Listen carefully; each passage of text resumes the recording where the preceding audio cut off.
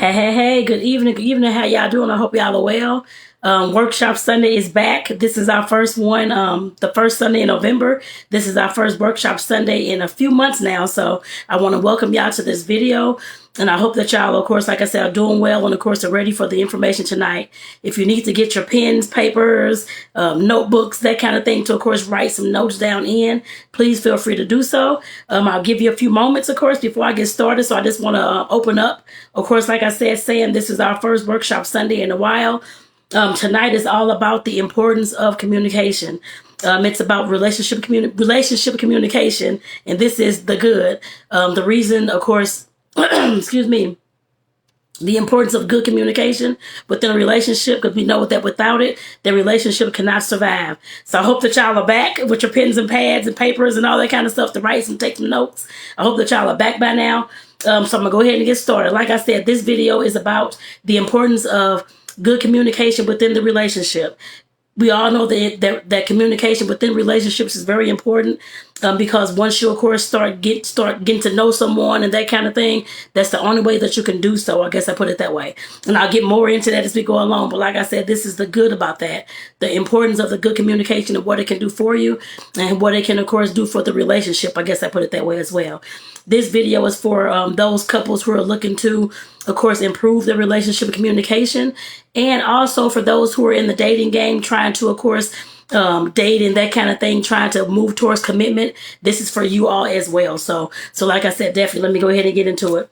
Like I said, the communication, we all know that communication is very important, because we have to, of course, talk in order to, of course, get to know each other, to get to know where the relationship is going, to get to know if we want to stay in the relationship with that person. I guess I put it that way. So like I said, without communication within a relationship, it cannot work.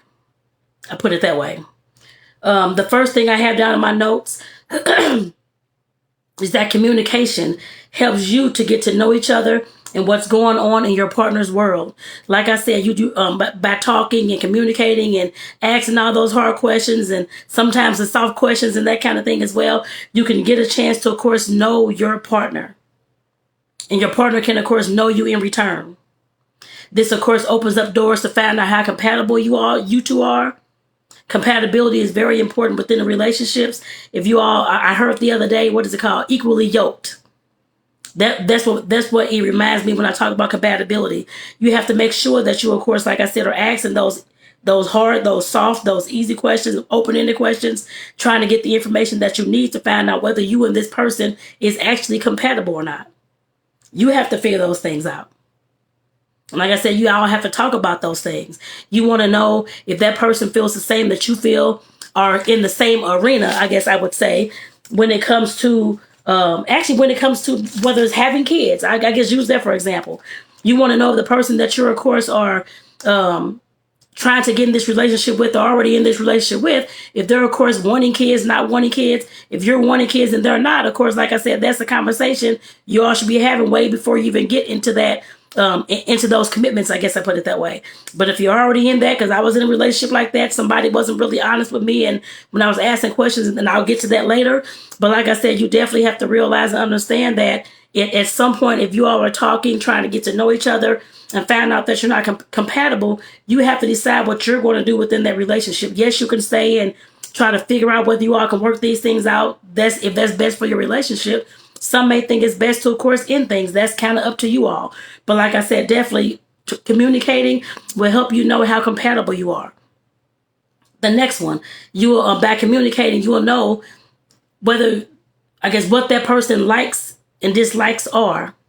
You have to know who you're dealing with, y'all, because I always talk about that. You have to know who you're dealing with. If you don't know who you're dealing with or how compatible you are, what their likes and dislikes are, then how can you say that you love this person and that you're in a good relationship with this person?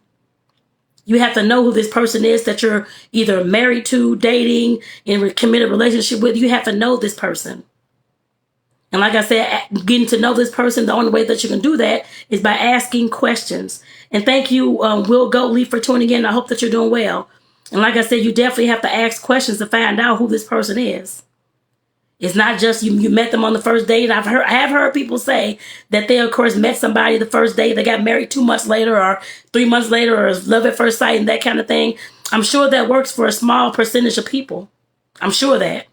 I've talked to some that, well, one that did, I guess I put it that way. But like I said, for the majority of us, of course, it may not be that instant love connection, and you still have to get to know this person. So let's keep that in mind. Like I said, that's why communication is so important within our relationships. You get to know their likes and their dislikes. Whether they don't like to eat meat, or whether they all they eat is meat. You get to know that. Whether they like the color blue or like the color red, you get to know that by asking questions. I have my little pillow back here that says pillow talk. To get to know that person, you can talk on, I guess, in the bed, I guess, on the pillow, using pillow talk at night. That will help.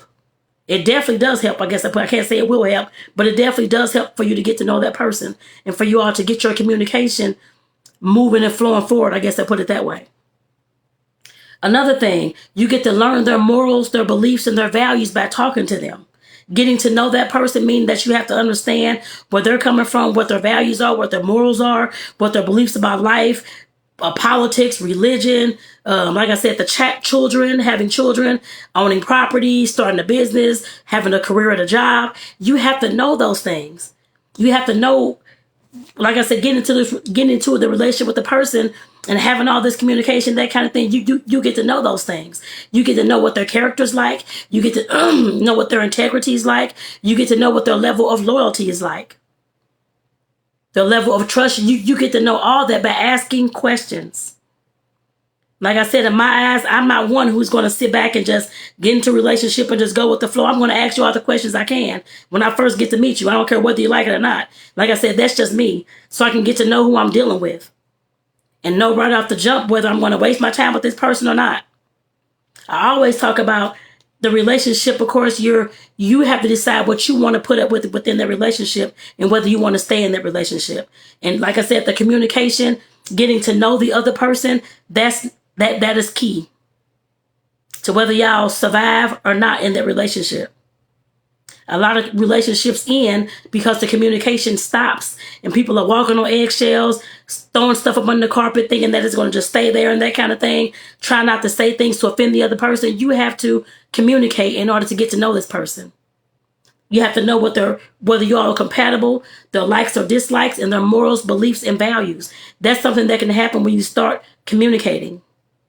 And if you're a couple, I know I'm talking to those who are dating and the committed couples out there as well. If you're a couple, you've been together for years and the communication has dwindled, I guess I put it that way. Y'all, this is something that you can do to get that communication back on track. And I don't have that pillow there for nothing. That is a way that you all can get your communication back on track. If pillow talk, that definitely works. If you want to have it every night, have it every night. That's kind of up to you. I would at least say once a week to check in with each other.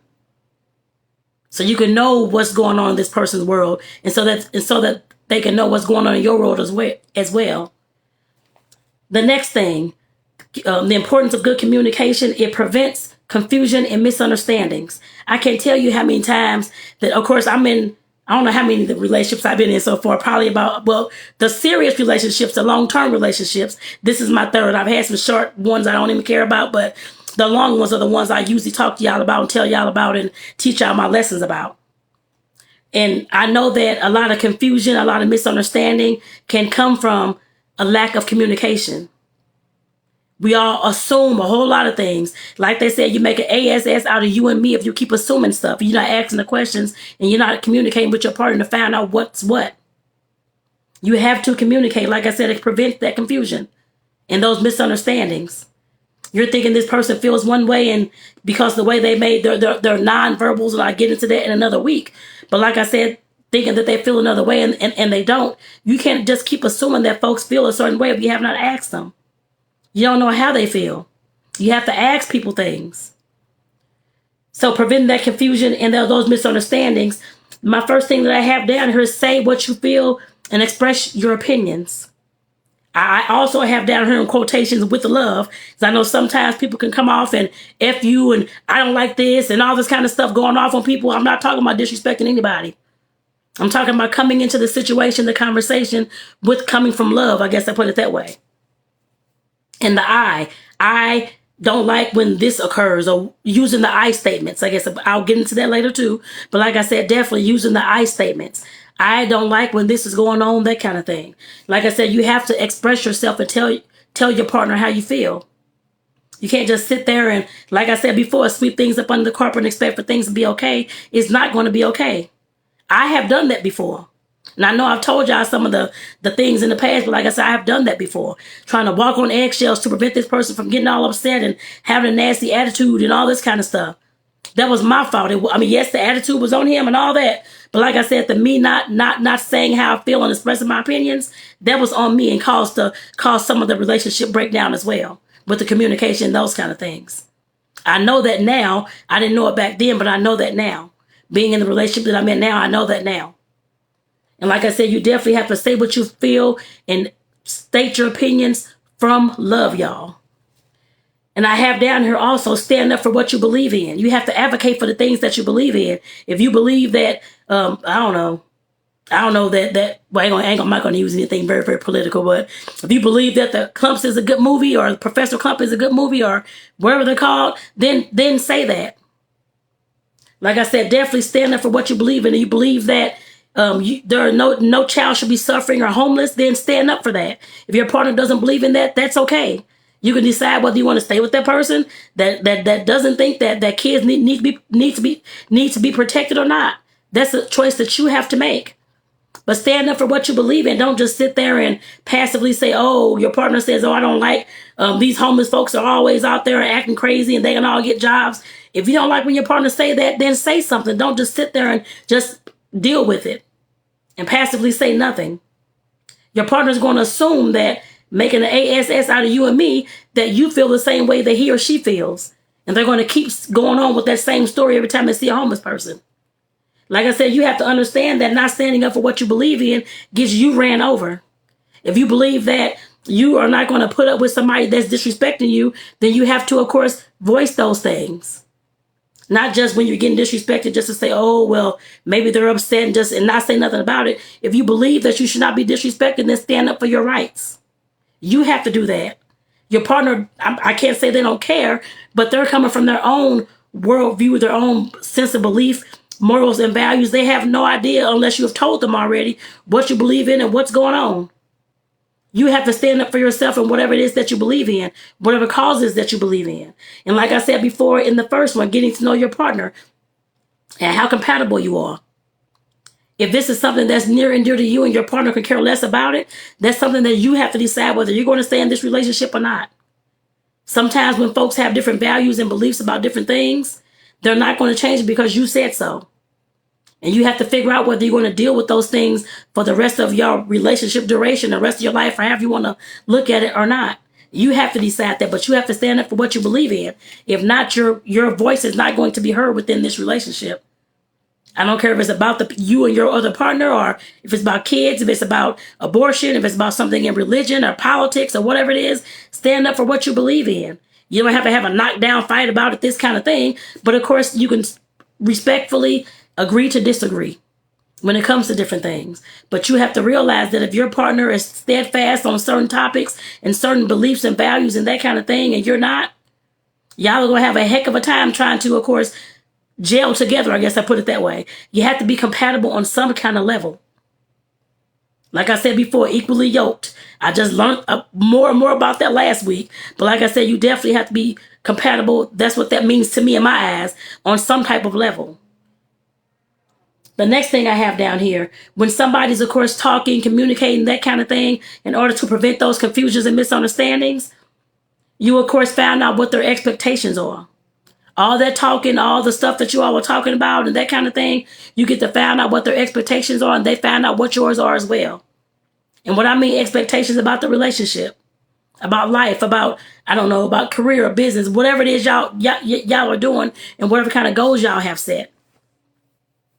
Like I said, you will find out their expectations by asking different questions. What they expect of you in the relationship, what they expect in a partner, what you expect in a partner. I guess I put it that way as well. Y'all found out those things in the dating process and, of course, when you all are together as well. But you have to consistently have that pillow talk or that communication with your partner. Not just not talk and y'all just got married and all these kind of things going on. But ain't nobody said nothing about kids or how y'all feel about the kids or how y'all feel about getting a house or how you feel about starting a business. You have to communicate those things. Those are expectations that you have to communicate. If I'm expecting myself to, of course, For instance, 'cause I love to bake. Baking is something I do that helped me heal all these years. So of course I still bake goods and that kind of thing.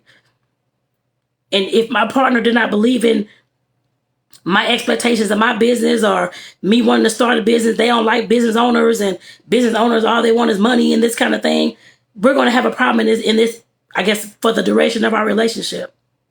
And that's something I would have to decide whether I'm going to stay with this person or go. And like I said, you have to decide the same thing. Nobody's going to force you to stay in a relationship unless you want to stay in that relationship. Granted, yes, there are domestic violence relationships. I understand that. I'm not talking about those kind. I'm just talking about a civil relationship, I guess I put it that way. But you have to be the one to, of course, to have those conversations with that partner to prevent those confusions and the misunderstandings that you're going to have when you do not communicate. Like I said, we cannot keep assuming that people know what we need and what we want. You have to voice those things. The next thing is actually a side note, but the next thing, this is key to all this, everything I've said so far about communication. I have a list of things down here, and I'm going to read all these things. I guess I put it that way. Good communication has to be open, honest, transparent, vulnerable, empathetic, and understanding. If you're going into this communication, in this conversation, being disrespectful, don't care what the other person has to say, don't want to listen to them, don't want to even voice your opinion or your beliefs, and just want to hear what your partner has to say just to air the dirty laundry, or you're fighting dirty, him below the belt, that relationship and that communication is going nowhere. I've done that in relationships. I know how all these things actually either been done to me or I have done these things too. So I know how these things can work. It will kill the entire relationship. The last partner I had, we were together almost 8 years. Tried to communicate over and over again. I was trying my best. I know that there was something going on. I don't know if it was mentally. I don't know if it was something in the past. Trauma, I have no idea. The person would never even tell me. I have no idea. But our communication was not there at all. It was always him below the belt. Me trying to, of course, voice things and express things, and being thrown in my face. All types of crazy, like I said, just crazy types of communication things that we do when we're hurting inside. When we've been through trauma, been through drama, don't know how to deal with it. Those things will come out in all the things that we do within a relationship. Whether it's communication, whether it's the sex, whether it's the connection, whether it's the intimacy, no matter what it is, it will all come out within that. Cheating as well. When it comes to infidelity, all those kind of things. All the things that you have, your traumas and your dramas, if you haven't dealt with them things and tried to heal and lessen those triggers, it will all come out in the way that you can, especially communicate verbally and non-verbally. Like I said, I'll get into the parts of communication later later on this month. But like I said, those things will come out. If you all do not have any good communication, that's what's going on, usually. And like I said, for my couples and for my people out there who are dating, I expect for you all to have open, honest, and vulnerable communication. That's also transparent, that's empathetic, and of course, understanding. I expect that like I said, that's one of my expectations of the couples that I work with. You have to have that communication. If not, you're just wasting your time with this person and just basically lying to the person. Wearing a mask, and of course, what's the point? Just to hurt somebody else? People do that intentionally, actually. But at some point, you have to realize that if you're honestly loving this person, you care about this person, you want to build a future with this person, you want to create a house, kids, all this kind of stuff with this person, you have to have open, honest, and vulnerable communication. If not, you're not going to get to those points at all.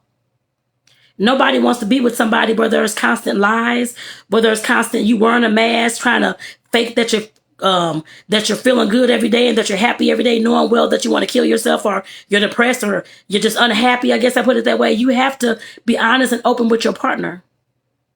At least give that person the respect to either decide whether they're going to stay with you or not, is how I look at things.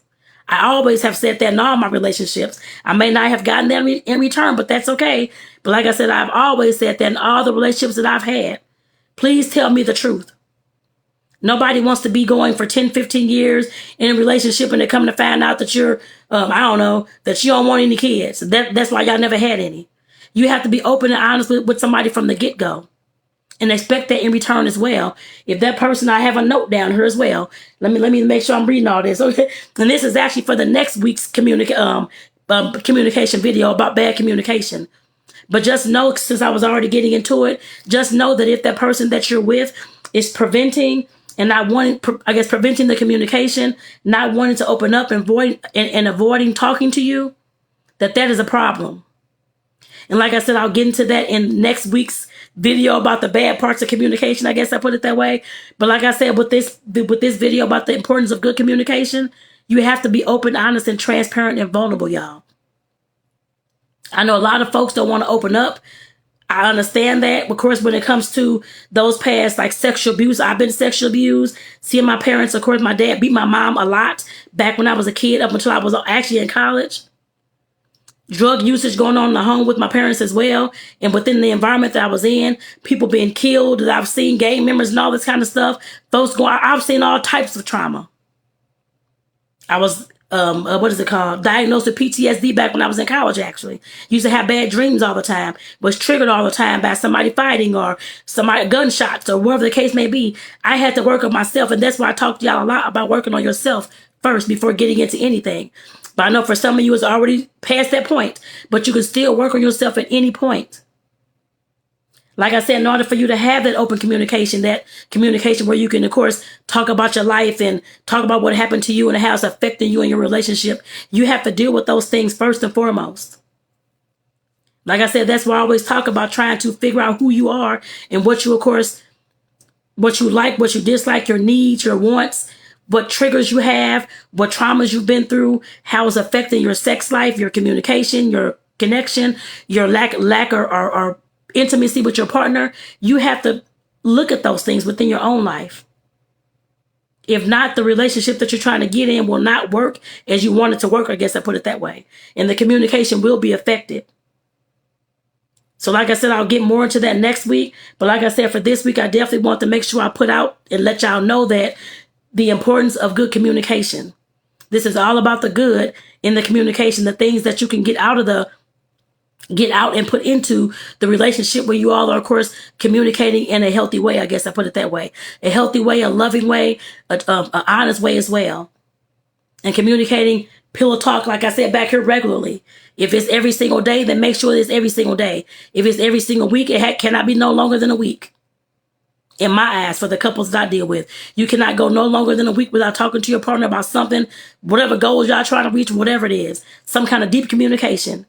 We can't just keep going with this surface level communication, or how was your day? Oh, it was good. Or how was your work day? Or I did this at work. And that's not going to work in a relationship. I mean, communication about coming together to find out where y'all are on the spectrum of course, still connecting to each other.